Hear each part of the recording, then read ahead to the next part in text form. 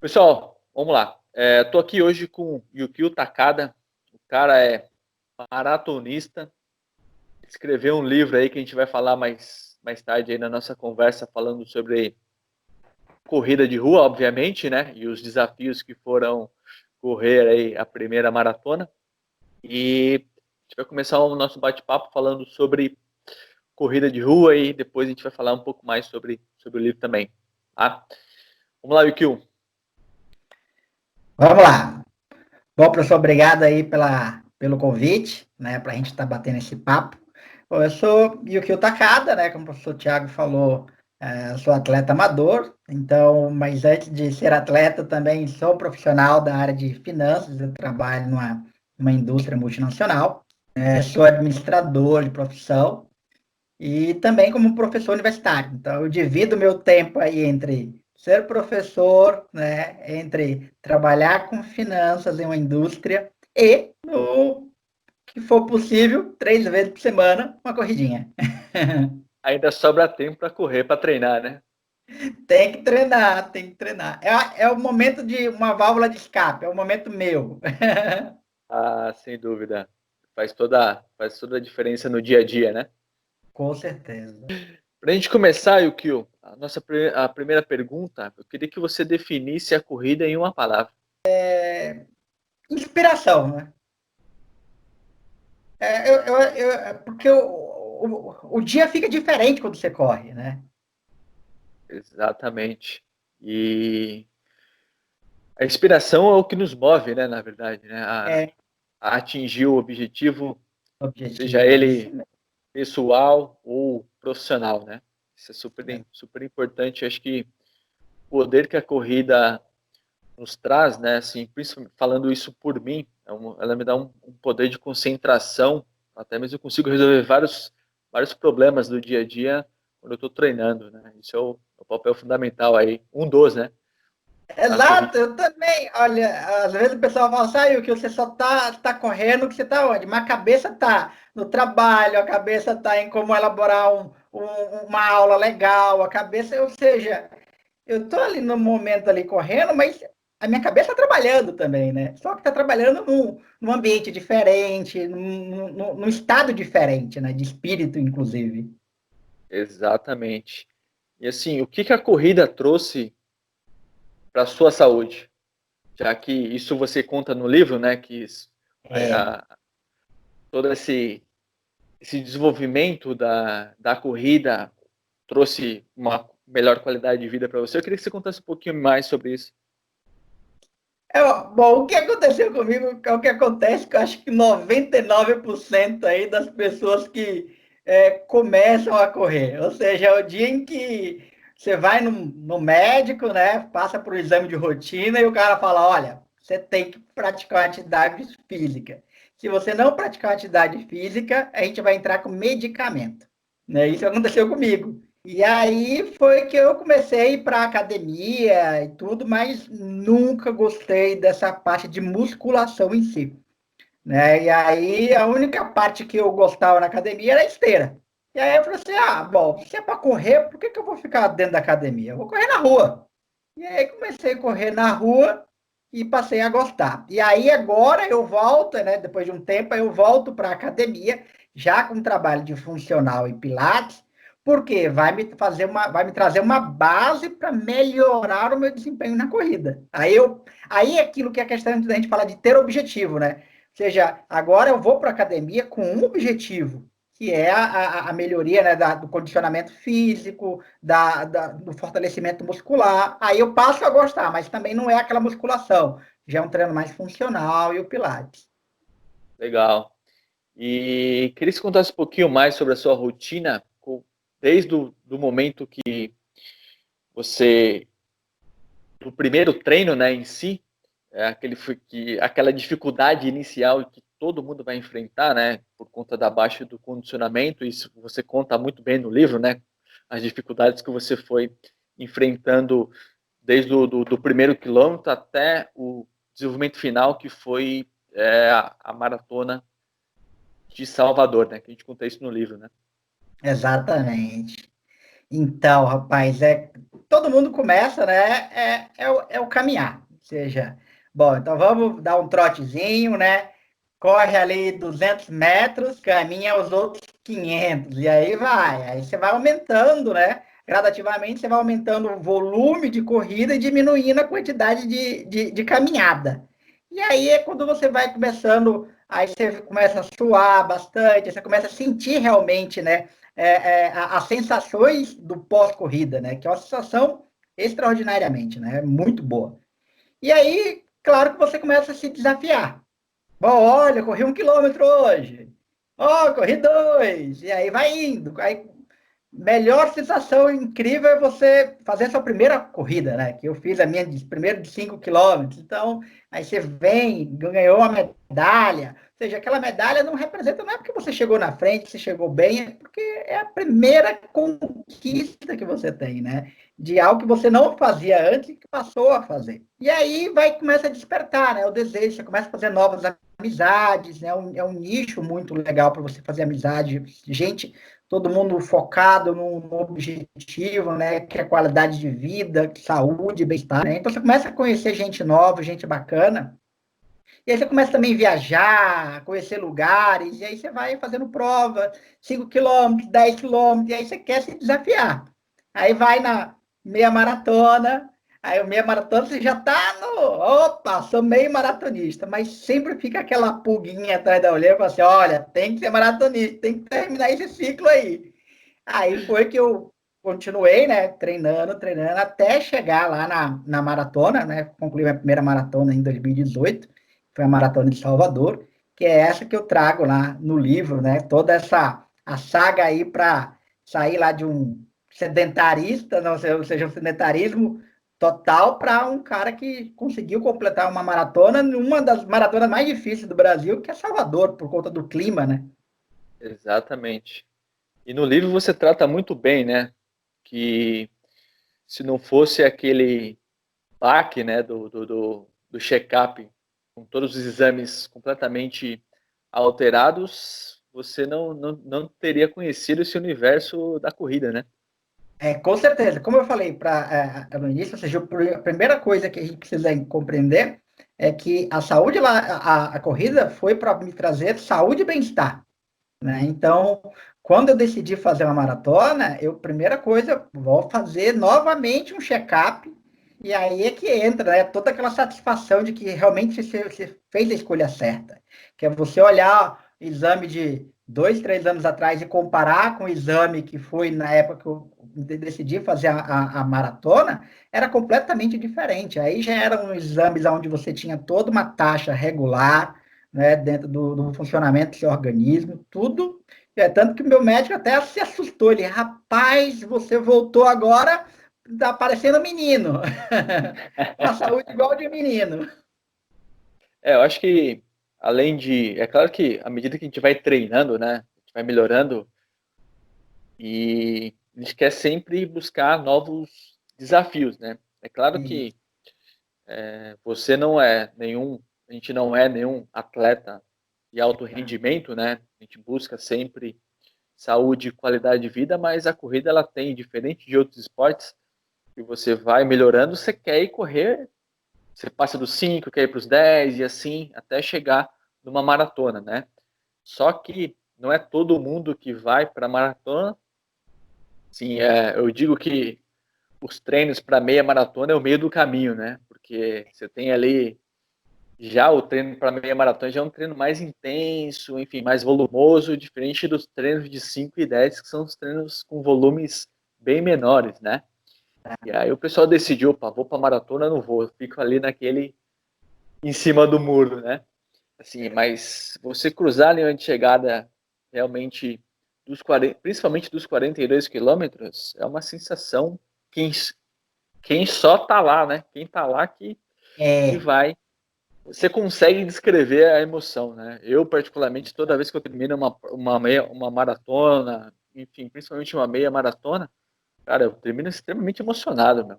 Eu choro. Pra falar a verdade, é uma emoção que me arrepia até agora. Tô falando com você aqui, tô também arrepiado. choro, também choro. Toda chegada de maratona a gente chora. Cara, e assim, é uma emoção. É, você precisa estar lá para viver isso, né? Assim, não tem como descrever essa emoção que é completar realmente os 42 quilômetros, né? E por conta disso, assim, a corrida ela traz vários desafios para a gente, né? Eu queria saber qual foi a maior dificuldade que você enfrentou, tanto no seu começo de treinamento, né, como o planejamento para a maratona. Bom, a primeira coisa, a maior dificuldade, né, desde do início, é a questão de você conciliar a vida no trabalho, né? Ou seja, trabalho numa empresa multinacional na área de finanças, que é uma área bem pesada, né? Aí, como professor universitário também, ou seja, então é uma carga horária de trabalho de mais de 10, 12 horas por dia, e você tem que achar tempo para correr. Né? Então, que horas que você corre? 5 horas da manhã, é o horário que eu acordo para ir correr. Que hora que você vai dormir? Meia-noite. Mas, ou seja, você consegue estar bem no outro dia? Sim, o meu corpo responde bem. Eu tenho um bom dormido, ou seja, eu durmo e apago, então eu consigo descansar. Então, mas você manter essa rotina no início é complicado. Depois que você estabelece isso como rotina, né? E aí sim começa a deslanchar. Mas o início foi bem difícil. Já na toda a preparação, e aí você vai evoluindo, vai melhorando, né? E aí entra a preparação para a maratona. Eu digo que o correr os 42 quilômetros não é nem tão difícil quanto a preparação para ela. Então, ou seja, você fazer ali longão de 32, 34 quilômetros, ou seja, imagine só você ter que acordar, no caso eu cheguei a acordar no inverno, né, fazendo, aqui porque o inverno daqui da Bahia não é tão frio, mas aqui a gente chega a pegar 12, 14 graus, que é friozinho, né? Então você tem que acordar 3:30 da manhã para 4 horas começar a correr, porque senão o sol vai ser muito forte. Então, para diminuir trânsito também, para você não pegar um trânsito muito intenso. Então, eu tinha que acordar 4 horas, 3 horas da manhã, 3:30, para 4 horas já começar a correr e antes das 7 da manhã para ter o treino, no caso, encerrado. Então, aí você levanta, olha para a janela, tudo escuro, um frio, meu Deus do céu. Você fala assim, não, para que eu vou levantar dessa cama, pelo amor de Deus? É melhor ficar aqui. Né? Mas se você tem objetivo, né? Você levanta, não tem jeito. Aí é que entra o objetivo. E tudo são flores? Não, não são flores. Já quebrei longão, né? Tive que... Eu treino, com os treinos mais longos, eu treino na rodovia, entre Itabuna e Ilhéus, são 2 cidades aqui próximas. Então, e aí, teve um dia que o treino era de 26K, eu tinha que fazer 13 indo e 13 voltando. Fui 13, na hora que eu estou voltando, no quilômetro 18, quebrei. Não ia de jeito nenhum. Aí tive que parar, peguei o busão, né, e voltei para casa. Aí você volta todo descabisbaixo, triste, falou assim, agora já era a maratona, não dá, né? E aí eu pensei bastante, falei assim, nossa, se eu não conseguir fazer 26, como é que eu vou fazer 42? Mas aí sentei, vi alguns vídeos, né? Aí entra as pessoas que motivam, né? Eu vi vários vídeos aí dos YouTubers aí que também trabalham muito com essa questão de mostrar como é a corrida no dia a dia. Não, os caras são comuns, igual a mim e tal. Todo mundo corredor amador, acho que dá sim, dá para continuar. Aí eu falei assim: olha, vamos lá, o próximo treino, o próximo longão é 28, tenho que fazer os 28. E aí fiz os 28 com um tempo até melhor do que estava programado. Eu falei assim: tá vendo aí? Se eu tivesse desistido no longão que eu quebrei, eu não tinha chegado na maratona. Então, a gente vai ter momentos difíceis, temos sim, mas desistir não pode. Ou seja, tenta mais uma vez, tenta mais 2, 3. Então, o que a gente não pode não, ou seja, é deixar de tentar. Você não pode. Tem que Cara, continuar exatamente. tentando, vai dar certo. A prova que você deseja fazer um dia, qual que é? Bom, eu tava programado aí esse ano para fazer o desafio do Rio, né? E aí, por conta dessa pandemia aí, então, acredito que esse ano não vai ter mais, né? Acredito que só para o ano que vem, né? Que seria o 21 no sábado, mais os 42 no domingo. Essa é uma prova que estava programada. Aí no Brasil ainda eu tenho uma vontade muito boa de correr, é o 100K do Frio, né, que é lá em Garanhuns, né? Então, ou seja, essa é uma prova, é um sonho também de desafio aqui, ou seja, fazer uma outra, mas uma outra, né, que de frio lá também não tem nada, né? De frio, nada de frio. E já a prova que eu tenho muita vontade, um sonho de participar, é uma Major, né, que é a de Berlim, a Maratona de Berlim. Essa eu fico, todo ano eu fico namorando ela, mas a questão da data tem que combinar. Como eu trabalho com finanças, então todo final de mês eu tenho que estar aqui na empresa no Brasil, então e a Major dessa de Berlim, sempre eles colocam na última semana do mês. Então, esse ano agora ia cair no dia 27 de setembro. Então, aí já fica muito apertada. Ela tem que cair para mim, no máximo até dia 25. Cair no dia 25 aí dá. Aí dá para ir, viajar, fazer a prova, fazer um turismo e voltar. Então, eu fico todo ano torcendo para ver se ela cai antes do dia 25 aí, aí dá certo. Né? Esse é Tá o meu certo. sonho. Legal. E ano passado, né, a gente teve aí o Yukio, ele é um dos alunos mais antigos que a gente tem hoje. Ele está aí com a gente desde 2016, praticamente desde o começo quase da MyHunter, né? A MyHunter tem 5 anos de operação. E nesse meio tempo a gente fez aí algumas provas. A gente tem um currículo extenso aí, né? Já de MyHunter, de treinamento, né? Eu peguei ele na fase bem no começo, né? Dessa transformação de vida, né? De qualidade de vida. E no livro a gente trata muito sobre a maratona de Salvador. E depois disso, uns anos mais para frente aí, né? Ano passado a gente fez a maratona de Floripa, né? Onde a gente conquistou aí Isso. o RP na distância. Eu queria que você contasse um pouquinho mais essa história, né? Como é que foi toda essa evolução da maratona de Salvador para a maratona de Floripa. Então, eu acredito que a maratona como a diferença foi de pouco mais de 8, 9 meses, né? Porque Salvador foi setembro e aí a Floripa já foi em junho, né? Então, a diferença foi pequena entre uma e outra. Mas o que pode ter, eu acredito que me contribuiu bastante.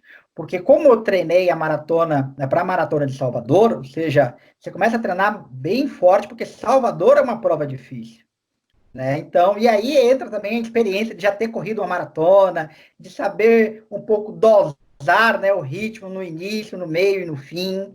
Então, você já ganha uma certa experiência. E ter começado por Salvador, isso foi bom, porque o treino foi muito pesado, né? E quando eu fui treinar quando já terminei a maratona de Salvador e eu passei a treinar já para a maratona de Floripa, aí é que entra um outro fator, porque maratona de Floripa é inverno, ela acontece no inverno. Só que a preparação para ela foi no verão, né? Termina no verão, ou seja, então isso significa o quê?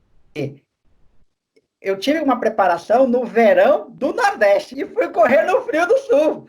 Então aí foi ótimo, ou seja, em termos de clima foi perfeito, né? Então isso também ajudou bastante. É aquilo que a gente fala, ou seja, se você faz uma boa preparação, o resultado você vai colher. Né? Eu queria fazer um sub 4, né? Ou seja, e deu bem melhor, consegui baixar em 37 minutos, né? De uma maratona para outra.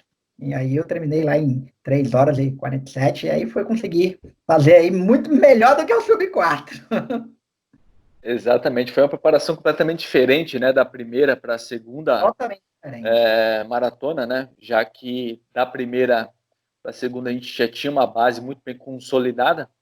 À toa Isso. que a gente fez um volume bem abaixo em relação à primeira. A primeira a gente fez um volume maior pelo fato de ser a primeira, né? A gente precisa ter uma estrutura muito mais preparada para aquilo. Já na segunda a gente correu bem menos, né? Um volume menor, porém numa intensidade, puxando um pouco mais nos treinos, né? Só para passando um pouquinho dos números aqui, a gente fez para a maratona de Floripa, a gente tinha rodado, a gente fez um volume até a prova de praticamente 900 quilômetros, ou seja, um volume bem abaixo do que a gente fez provavelmente na maratona de Salvador. E a gente rodou nada mais, nada menos do que 78 horas de treino, né?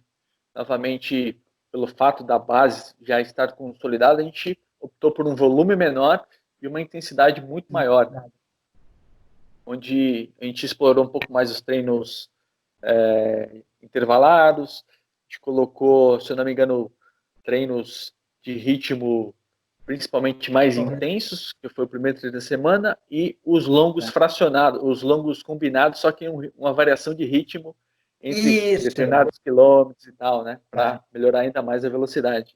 E com tudo isso feito, a gente baixou 37 minutos. Né? Exatamente. Caiu 37 minutos, de uma maratona para outra. Ó, legal. Vamos lá. O Yukio, a gente fez o lançamento, né? Eu fiz o prefácio do livro, né?